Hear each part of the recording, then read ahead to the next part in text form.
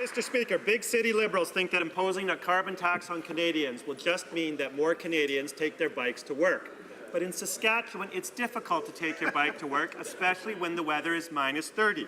The Canadian Taxpayers Federation calculated that if the Liberals have their way, their carbon tax of over $300 per tonne will cost over 90 cents per litre more.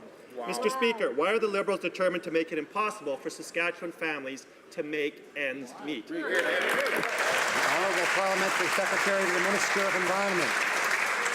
Thank you, Mr. Speaker. We are working with the provinces to support the middle class and to make the planet cleaner for our children and for our grandchildren.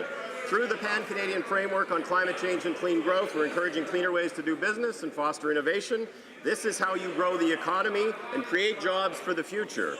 Under the previous government, Canada did nothing to address the issue of climate change and had a decade of incredibly slow growth. We are working together with the provinces, territories, Indigenous peoples, business people, communities, and all Canadians to build a more sustainable, cleaner, and more prosperous economy and to support the creation of good middle-class jobs now and for the future.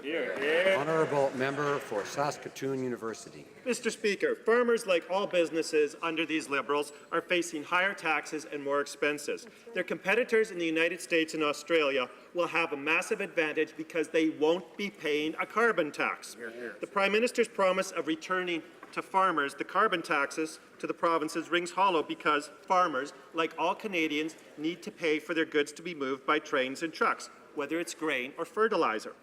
Why are the Liberals making it harder for all Canadian businesses to survive with the imposition of a carbon tax? Honourable Parliamentary Secretary to the Minister of Environment.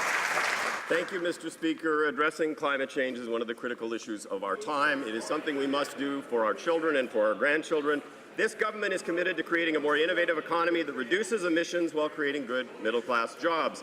Pricing pollution is a market-based, efficient way to reduce emissions at the lowest possible cost and to stimulate innovation. This government has been actively working with the provinces and territories under the Pan-Canadian Framework regarding the pricing of carbon pollution to ensure flexibility exists for provinces to customize their systems to the unique circumstances of their province. This is an important economic and environmental measure, and we intend to continue forward.